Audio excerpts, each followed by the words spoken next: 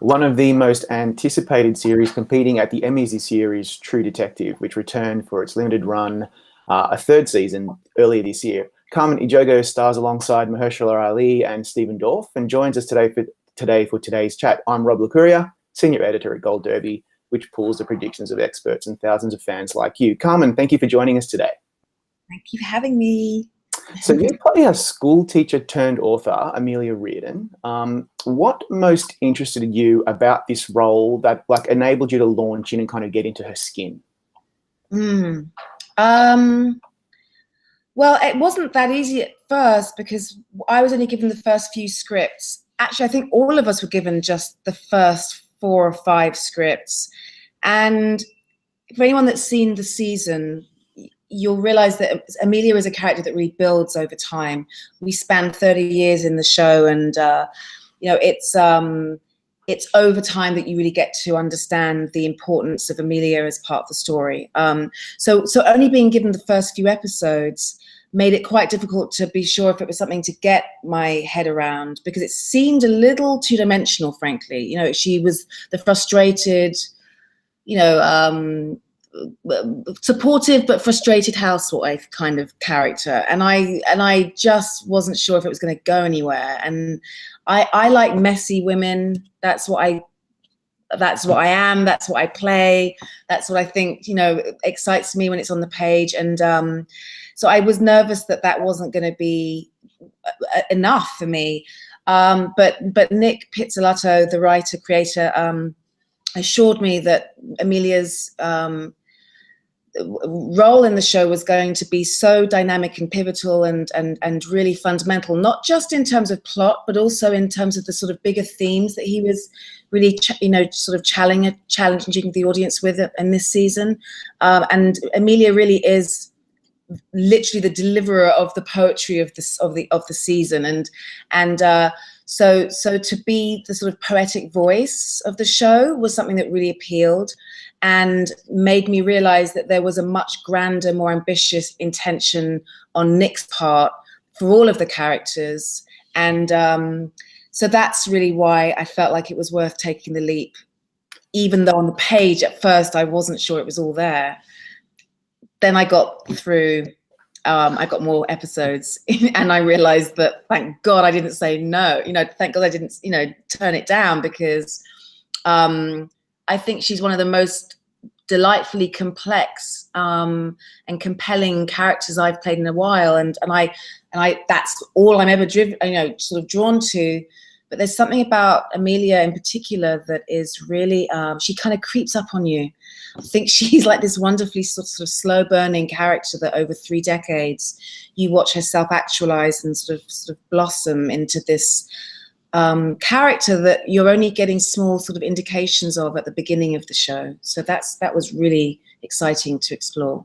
It was also really exciting to explore as the audience, because as you say, when we first start getting into the season, like for me, my perspective, I was thinking, well, who is this woman and how important will she really be? This is all going to be about Wayne, and it's going to be about Roland and their story and the investigation, but it really is so much more than that. A central part of this whole season really is the relationship and marriage between Wayne and Amelia, central to the story and plot, and just as prominent as the murder mystery. So I'm sure that attracted you to the role, right? Oh, absolutely. But as I said, it's funny because, as an audience, you really don't necessarily see it in the first few episodes that it's going to go there, that it's going to really flourish and really pay off in that way. So yes, that in the end was absolutely the thing that made me incredibly proud and privileged to get to play the role, because she is all of those things. She's the wife of the lead character, but what's really great is that so much of the show is Wayne reacting to Amelia's behavior, which is actually the exact sort of reverse of what I was concerned might happen. That it was me just reacting to my husband, who's, throughout, 8 episodes. And it really becomes a man having to confront his own sense of manhood and his feelings of emasculation in the face of a woman who is sort of going like this while he's going like that. It's like this, they're this wonderfully mismatched couple that that I've rarely seen on TV or the screen, actually. And I think the fact that we had, 8 episodes and we had 30 years to really explore them is partly the reason that it is such a rarefied example of what a relationship might look like. And also, like, Amelia is actually a really good investigator herself. So as we get towards the middle of the season and then towards the end, we can see that she's really integral to the murder mystery plot as well. And she's not just a sidekick. She's not just a love interest. She's way much more than that. Did that aspect of the story fascinate you, the murder mystery plot line? Oh, absolutely. And yeah, the fact that she has this capacity in a somewhat different way. I think Wayne has this intuitive ability that sort of allows him to be this really sort of adept detective.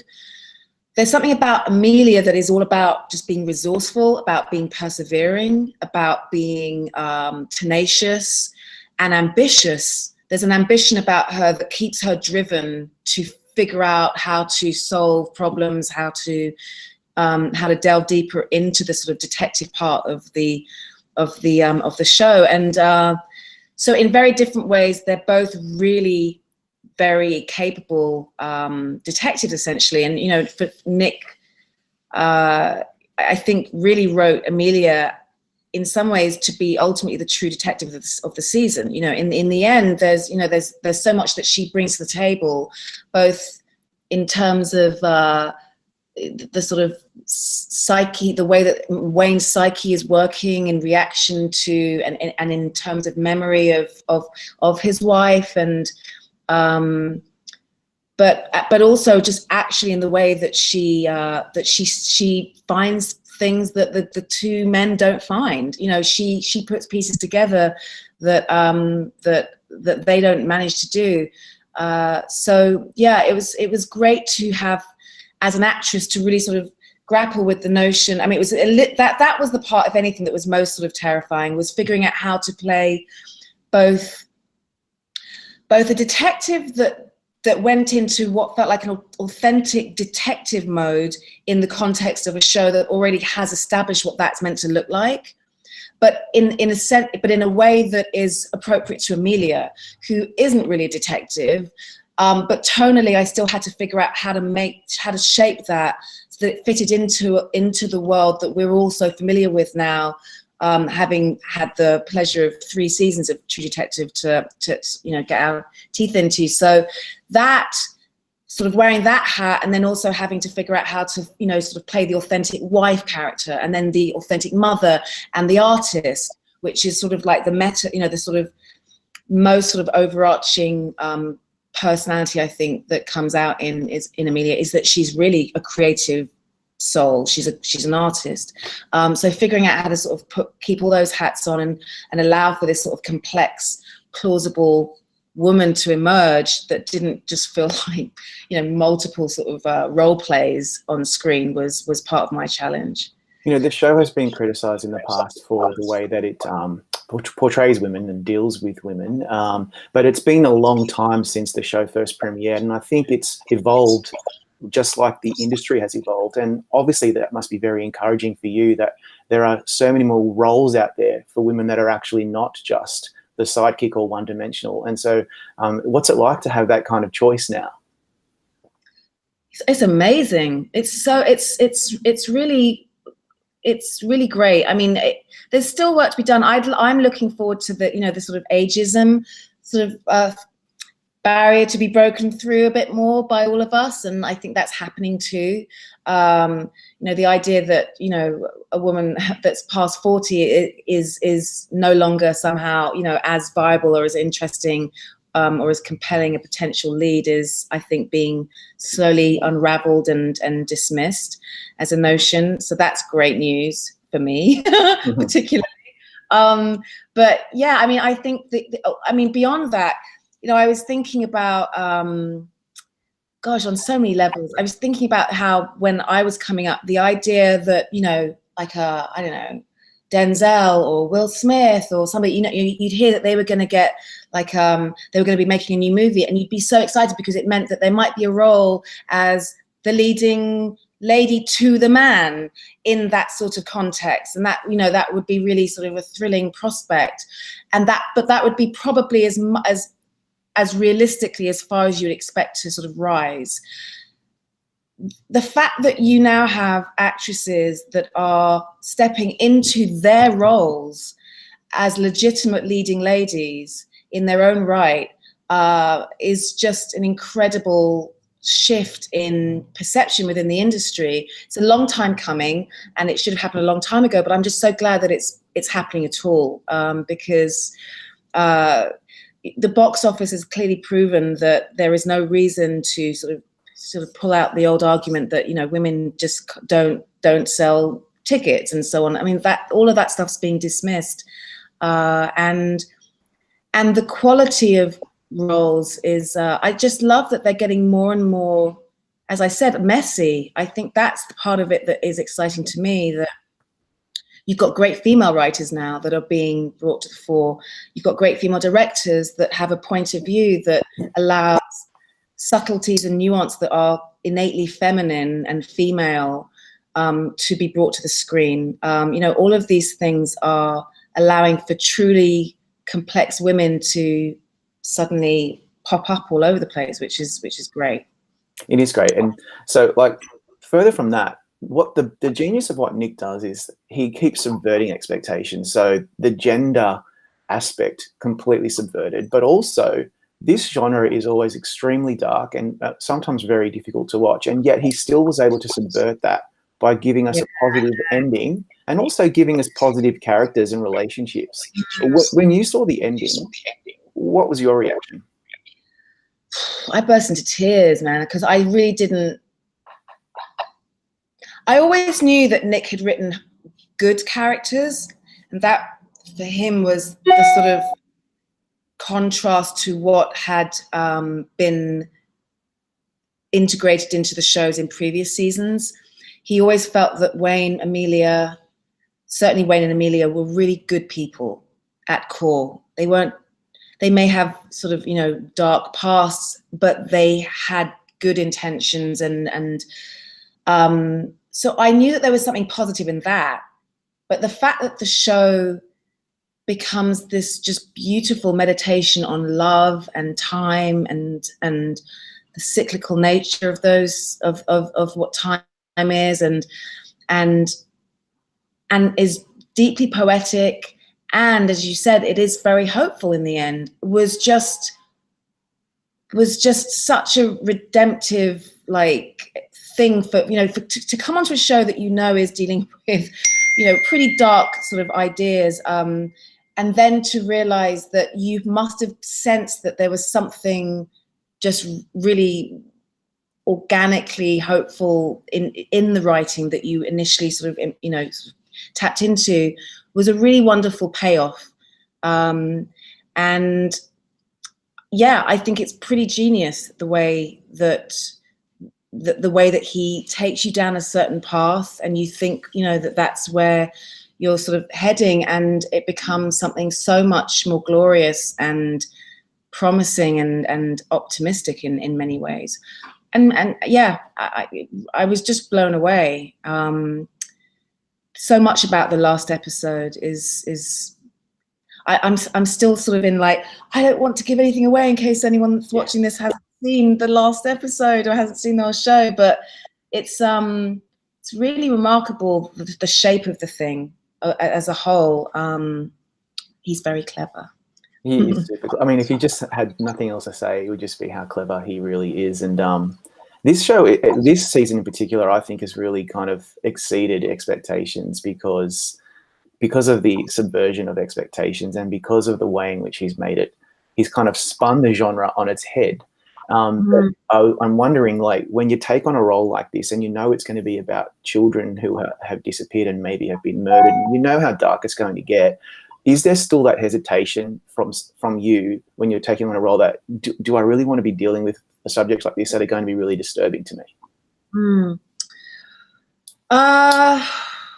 Yes. I mean, I'm a mummy, so I definitely, you know, look at that sort of material and it doesn't make me feel good necessarily. And I'm not really somebody I'm not somebody that's interested in putting out negative material because it's titillating or sensationalist, or, you know, it's just sort of like, you know, sort of superficially gratifying in some way. There has to be some other reason for it to merit being brought to the screen, in my opinion. So although I don't shy away from heavy material and controversial material, whatever it might look like, in the end, there has to be something of substance and of weight and of some other level of reason to bring it to life. And in the end, this is a show that really is a weird celebration of life somehow. You know, the idea that, you know, things can heal themselves is a theme that is throughout the show, and really, you know, comes to its you know, to a head by the last episode. And I just think that that's a really beautiful way to look at dark material, that there is something that can, even in those sort of awful moments, that can be self-healing. And that, I think, is what justified getting involved, even though, you know, it's tragic stuff we're talking about. I think one of the strongest elements, obviously, is the way that the timelines all intertwine. It's very challenging for the audience to keep up with it, and it's not a show that you can turn your brain off and just watch while you're shoving popcorn into your face. But that makes me then think, when you're making the show, how challenging was it to keep those different mindsets of what your character is in those particular periods, and how did you guys do it? Did you do all the timelines in one go, or how did that all work? Yeah, it mostly happened in sort of chronologically. I'm trying to remember, because like I think we did it mostly chronologically, but I know we did because like Amelia starts out in her 30s and, you know, has this figure that's really sort of, you know, she's in great shape, and then she's in her 40s and she's kind of letting it loose, you know, get a little loosey goosey because she's had kids and stuff. So I was actually eating a lot more as I was sort of going through the timeline. So it really was pretty chronological. And then on the days that we were back in the 80s, when I put on like 10 pounds, like, you know, I'd be cinching myself back in. But yeah, to keep the sort of psychology in place, just meant really knowing your material up front, which was really overwhelming, because we're talking about 8 episodes of stuff that spans 30 years that that I really had to have a full sense of before we started on day one. So I really had all of that sort of data bank in place prior to showing up on the first day, and that is what really put me in good stead to sort of remain on top of what was happening. You know, seeing the fact that I have to interface at times with Wayne in his, I mean, you know, at times we're literally physically transformed in terms of prosthetics or, you know, new hairstyles and so on. And so that also just reminds you of your place and time and what emotionally your partner might be going through relative to what, you know, I might be going through. So yeah, there are a few sort of tricks like that, I suppose, that really kept things straight. Yeah, but it was definitely a challenge, and you know, I've actually done it before in an odd way. I played Coretta Scott King in 2 different time periods, so I guess I utilized some of those sort of tricks to figure out how to you know, be convincing in one timeline, and how to then you know, sort of move 10 years later. You know, in Selma, I played Coretta Scott King in the 1960s relative to playing her in the 1950s in a show called Boycott for HBO. And that gave me a little bit of practice in understanding just like, you know, what are the sort of most fundamental things to sort of keep in place to allow it to stay convincing. You know, that there's a certain buoyancy that existed in Coretta when in the 50s that I think was also there for Amelia. There was a sort of certain intrigue and curiosity and optimism within the relationship with Wayne when we first meet them, and I think that sort of starts sliding as the marriage progresses in ways. So you know, on many different levels, I'd had a little practice run, I suppose, in doing that sort of stuff. And of all the really interesting and complicated scenes you did in this season, for me, I go back to the really simple first scene where we first meet Amelia in the classroom opposite Mahershala. To me, it was such a highlight because the characters seemed to click so instantly. There was a familiarity and even a flirtatiousness between the two of you. What did you both have to do to make that so believable? Geez, well, we, well, I mean, I guess he knew my work prior to suggesting that I'd be a good sort of counterpoint for his character. And so I think that as a result, he just had a sort of suspicion that it was going to be in place, the sort of chemistry required. And I have to say he was right, because like very immediately, there was just energetically, there was just something that was allowing for this sort of very authentic sort of sense of something sort of emerging that we sort of just went with. And I think what's also quite bizarre, but that we also tapped into with these characters, is that they're sort of not really made for each other. So while there is something